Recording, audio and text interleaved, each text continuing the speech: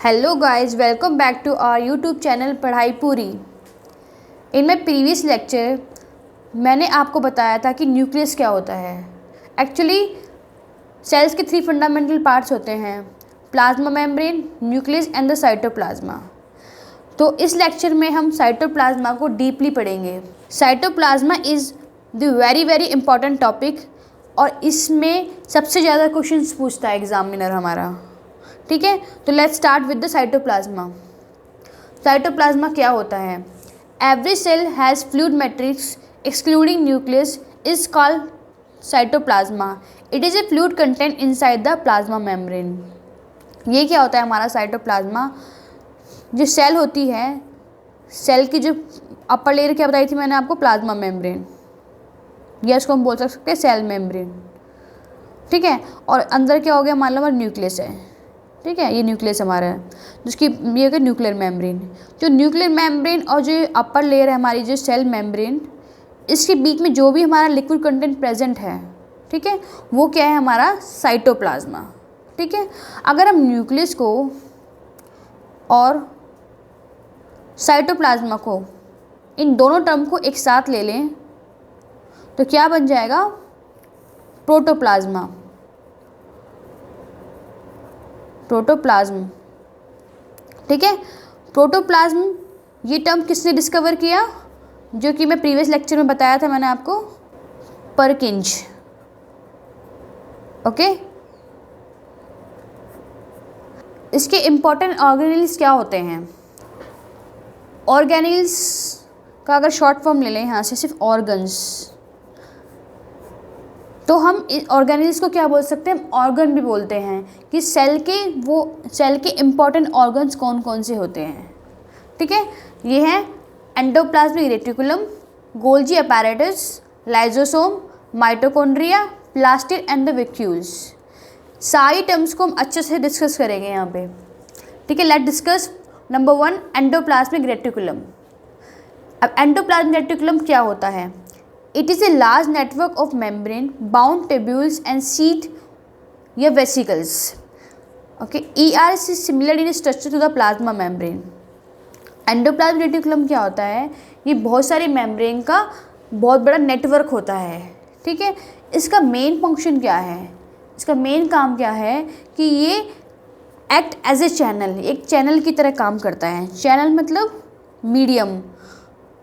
Medium क्या हो गया? माध्यम। तो ये एक वो रास्ता है, वो चैनल है जिसकी वजह से जितने भी हमारे इम्पॉर्टेंट मटेरियल्स हैं उसको साइटोप्लाज्मा और न्यूक्लियस तक पहुंचाना का काम कौन करता है? हमारा एंडोप्लाज्मिक रेटिकुलम। ओके, और इस जिसकी स्ट्रक्चर है, ये दिखता कैसा है? Almost similar to the plasma membrane. Okay, endoplasmic reticulum के 2 टाइप्स होते हैं। फर्स्ट RER मतलब rough endoplasmic reticulum. Number 2 SER smooth endoplasmic reticulum. Okay, अब इसको हम रफ एंडोप्लाज्मिक रेटिकुलम क्यों बोलते हैं? डोंट वरी, आपको ये सारा का सारा एक्सप्लेन डायग्राम में अच्छे समझ में आ जाएगा। तो मैं आपको लास्ट में वो डायग्राम अच्छे से दिखा के सारी चीज़ें आपको डायग्राम के अंदर भी समझा दूंगी। तो रफ क्या होता है कि why we call is rough? It looks rough, ribosomes are attach to surface. Means ये पहली बात तो जो ER होता है ना, वो डायरेक्टली हमारी न्यूक्लियर मेम्ब्रेन से अटैच्ड होता है। ठीक है, और जो ये हमारा, इसको हम रफ बोल रहे हैं, इसका रीज़न क्या है कि जिसकी सरफेस पर राइबोसोम हमारे डायरेक्टली अटैच्ड हों, ठीक है, उसको तो हम बोल देंगे rough. On the other hand जहाँ पर राइबोसोम अटैच नहीं होंगे वो बन जाएगा हमारा स्मूथ। तो यही है मेन डिफरेंस जो इन दोनों को डिफ्रेंशिएट कर रहा है। ठीक है, और इसका जो राइबोसोम है, अब राइबोसोम टर्म यूज़ हुई है तो मैं राइबोसोम को भी डिस्क्राइब करा दूँ कि राइबोसोम होता क्या है। राइबोसोम क्या होता है?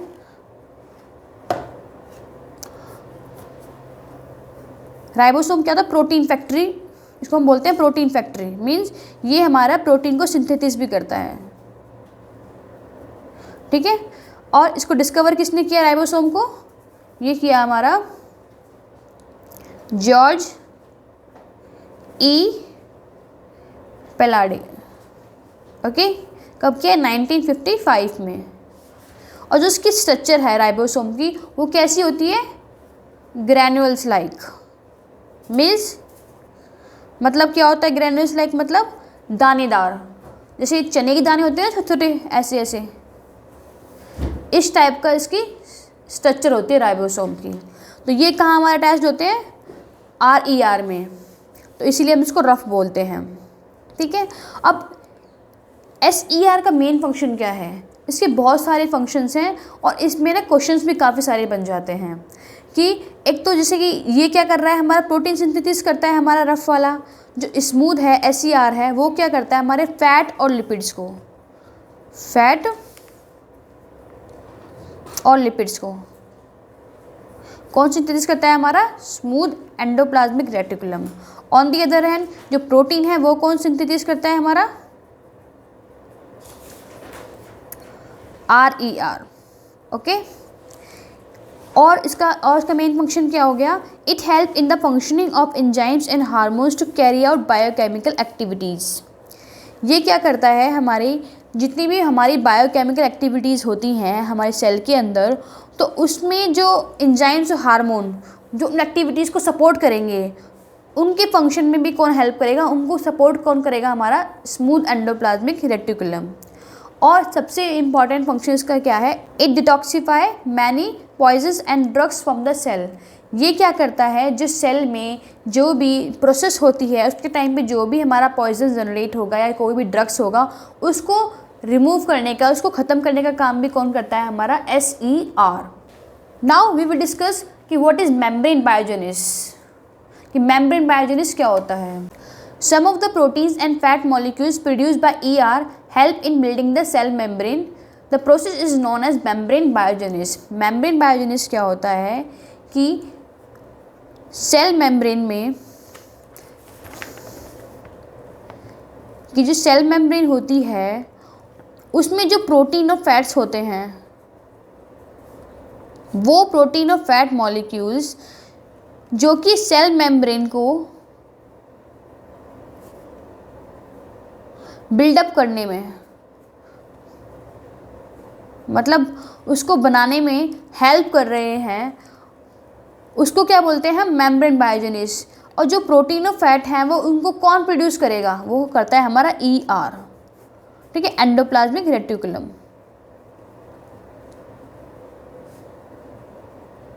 समझ में आया कि वो प्रोटीन और fat molecules that produce by the endoplasmic reticulum किसके लिए? सेल मेम्ब्रेन को बिल्डअप करने में, हेल्प करने में। तो उस प्रोसेस को हम क्या बोल रहे हैं? मेम्ब्रेन बायोजेनिस। ओके, तो ये यहाँ पे हमारा खत्म होता है एंडोप्लाज्मिक रेटिकुलम। अब सेकंड है गोल्जी अपैरेटस। तो लेट डिस्कस कि what is Golgi apparatus. It is first describe by Camillo Golgi and it is an organelle of membrane bound sacs, tubules and vesicles which is specialized to elaborate and secrete complex biochemicals that are arranged approximately parallel to each other in stacks called cisterns। है ना थोड़ा tough, क्योंकि इसकी जब इसकी biological जो definition है वो है थोड़ी टफ, पर डोंट वरी, मैं आपको उसको ईजी तरीके से समझाऊंगी और फिर आपको कोई डाउट नहीं रहेगा इसमें कि होता क्या है Golgi apparatus. First of all इसको इन्होंने कैसे इलेबोरेट कर रखा है, कैसे समझा रखा है, इसको डायग्राम, जो डायग्राम है इसका, ये दिखाती हूँ मैं आपको डायग्राम। ये देखो डायग्राम, ये जो डेफिनेशन है गोल्जी अपैरेटस की ये डायग्रामेटिकली डिफाइन कर रखी है यहाँ पे। ठीक है, तो ये क्या है? First of all Golgi apparatus को डिस्क्राइब किसने किया? कैमिलियो गोल्जी ने। किसने किया? कैमिलो गोल्जी ने। ठीक है, तो इसमें क्या होते हैं, जितने भी दिख रहे हैं ये सारे क्या है हमारे सिस्टिन हैं, वो क्या है हमारे पैरेलल अटैच्ड हो रखे हैं। स्टैक्स मतलब एक के ऊपर एक के ऊपर। तो इसका मेन काम क्या है? जितने भी कॉम्प्लेक्स बायोमोलिक्यूल्स हैं उनको सीक्रेट करना। ठीक है, तो ये इस टाइप के ऑर्गेनिज्म में सैक्स होते हैं, ट्यूब्यूल्स मतलब एक नली टाइप का, ठीक है, नली टाइप की होती हैं। इसमें ये जो ऊपर हैं ये वाले, ये क्या है? वेसिकल्स हैं। ठीक है, तो इसी स्ट्रक्चर को डिफाइन उन्होंने डेफिनेशन में कर दिया है। लेकिन गोल्जी अपैरेटस का मेन काम क्या होता है? ये पढ़ लेते हैं हम। It is involve in repair and synthesis of a cell membrane. ये क्या करता है, सेल मेम्ब्रेन को सिंथेसिस करने में और रिपेयर करने में इसका काम करता है। Number 2, all the substance which are secreted और excreted as in glands are packed in vesicles by Golgi apparatus for passage to the outside. ये क्या करता है, जितने भी सब्सटेंस हमारे सीक्रेट होते हैं, मतलब जो भी उस टाइम पे हमारे सिंथेसिस होते हैं, उसको सीक्रेट करने में और उसको एक्सक्रीट करने में, उनको बाहर निकालने में किसका मेन रोल है, हमारा गोल्जी अपैरेटस का मेन फंक्शन है। कैसे करता है वो, पैक करके। अब पैकिंग से याद आया कि हम गोल्जी अपैरेटस को क्या बोल सकते हैं,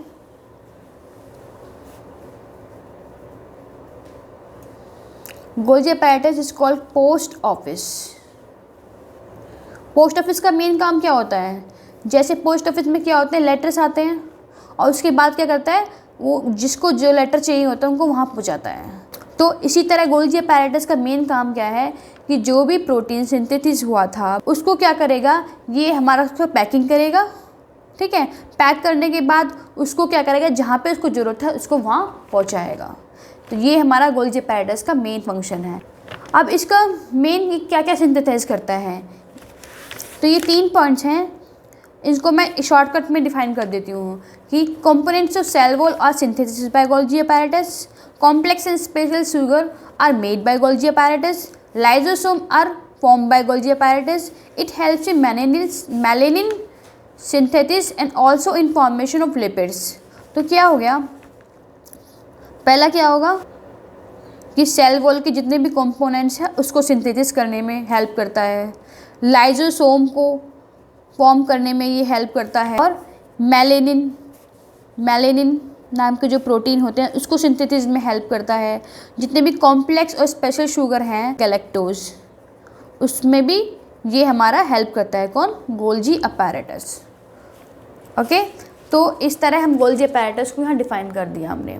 अब आगे हम डिस्कस करते हैं कि लाइसोसोम क्या होते हैं, कौन सिंथेसिस करता है, गोल्जी अपैरेटस। अब हम इसको डिस्कस करते हैं कि लाइसोसोम क्या होता है। Lysosome are the membrane bound sac with powerful digestive enzymes which help to keep cell clean by digesting any foreign material as well as worn out cell organelles. When the cell get damaged, lysosome may burst and the enzyme digest their own cell, hence called as suicidal bag of a cell. It is a waste disposal system of the cell. Lysosome का main काम क्या होता है, cell को clean करना। Cell को क्या करता है, ये क्लीन करने में हेल्प करता है। क्या करेगा, जो भी हमारे सेल में फॉरेन मटेरियल्स आएंगे जो हमारे सेल के लिए अनवांटेड हैं, जो नहीं चाहिए उसको, और जो वॉर्न आउट सेल ऑर्गेनिल्स का मतलब क्या है, सेल डेब्रिज, मतलब सेल का कचरा, ठीक है। जो भी सेल में कचरा होगा और जो अनवांटेड मटेरियल है उसको क्या करेगा, वो डाइजेस्ट कर लेगा, उसको क्या करेगा, साफ़ कर देगा सेल से। तो इसका मेन काम क्या हो गया, एक तो सेल को क्लीन करना। और ये पॉसिबल क्यों हो रहा है, क्योंकि इसके पास पावरफुल डाइजेस्टिव एंजाइम्स हैं। और वो किससे क्रिएट होते हैं, वो हमारा कौन क्रिएट करता है, RER, मतलब रफ एंडोप्लाज्मिक रेटिकुलम, ठीक है। और जब सेल डैमेज हो जाती है, सेल का कोई काम नहीं होता, सेल ख़राब हो जाती है, उस टाइम पे क्या करता है लाइसोसोम, ये खुद बस्ट हो जाता है, मतलब फूट जाता है। और क्या होगा उस टाइम पे, वो इस तरह के एंजाइम्स क्रिएट करेगा कि ये अपनी खुद की सेल को खा जाता है, ठीक है। ये अपनी खुद की सेल को खा रहा है, इसीलिए इसको हम क्या बोलते हैं, suicidal bag of a cell. Okay, क्या बोलेंगे हम लाइसोसोम को, suicidal bag of a cell, ठीक है। तो it is a waste disposal system of the cell. इसको हम वेस्ट डिस्पोजल भी बोलते हैं, मतलब सेल का सारा कचरा कहाँ इकट्ठा होगा, हमारा लाइसोसोम में। इसको हम सेल का डस्टबिन भी बोलेंगे एक तरह से।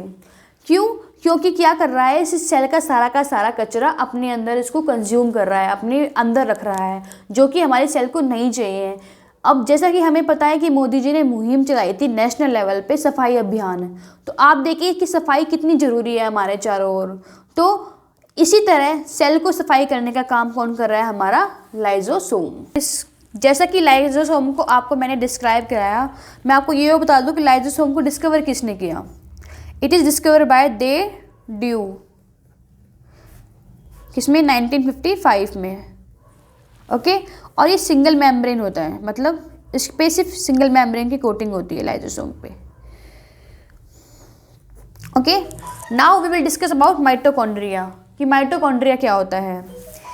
It is called the power house of the cell. इसको हम क्या बोलते हैं? पावर हाउस सेल का बोलते हैं। इसकी दो मेम्ब्रेन होती हैं, outer membrane and inner membrane. ठीक है, जो आउटर मेम्ब्रेन होती है वो पोरस होती है। जो माइटोकॉन्ड्रिया की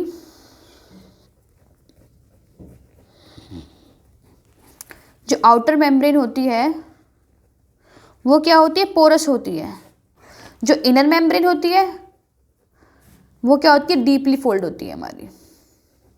उस डीपली फोल्डेड की वजह से क्या होता है कि जो हमारा एटीपी है उसका सरफेस एरिया बढ़ जाता है। मीन्स ये एटीपी वो टर्म है, ये इसको बोलते हैं energy currency of cell.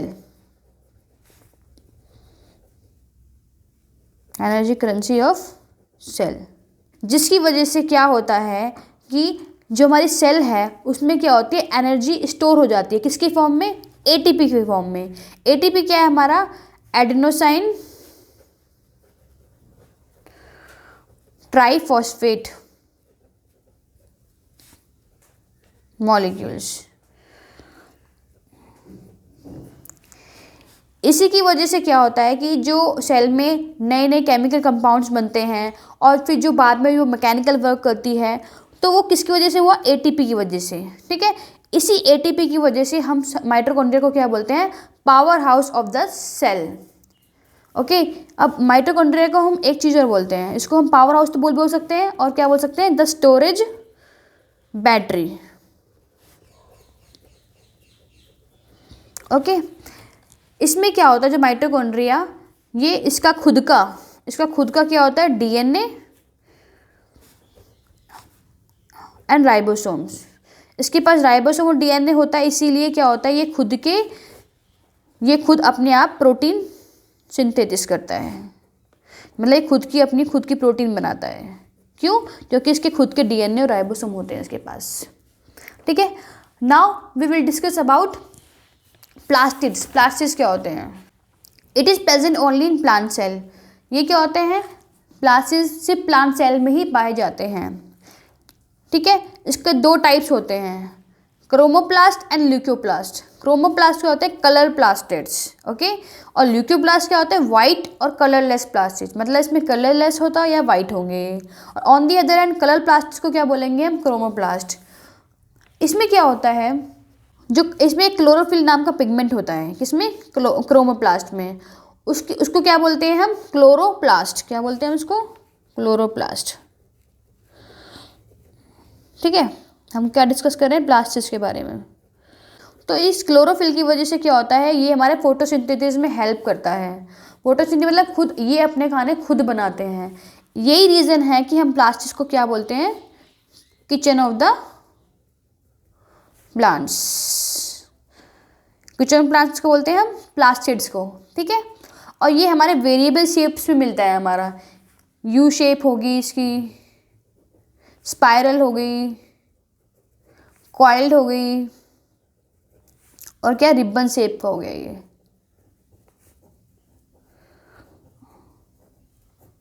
Okay, और जो ल्यूकोप्लास्ट होता है ये क्या करता है हमारा? ल्यूकोप्लास्ट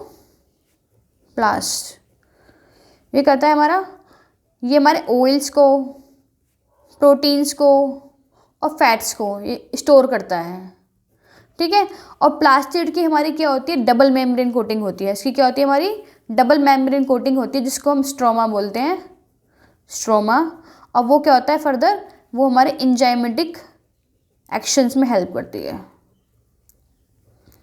ठीक है, जैसे माइटोकॉन्ड्रिया का खुद का डीएनए राइबोसोम होता है, सिमिलरली प्लास्टिड्स का भी खुद का डीएनए और राइबोसोम होता है। इन माय नेक्स्ट वीडियो मैं आपको वैक्यूल्स और डायग्रामेटिक की हेल्प से आपको सारी चीज़ें क्लियर करा दूंगी, तो you don't need to worry, आपको सारे के सारे डाउट्स क्लियर हो जाएंगे। ओके, तो एट लास्ट हैशटैग पढ़ाई पूरी, and wish you all a very very happy Makar Sankranti. If you have any doubt, do mention in my comment section. और तुम मुझे इंस्टाग्राम, फेसबुक और ट्विटर पे भी फॉलो कर सकते हो और links are mention in my about section. Thank you. So guys, like and subscribe to my YouTube channel.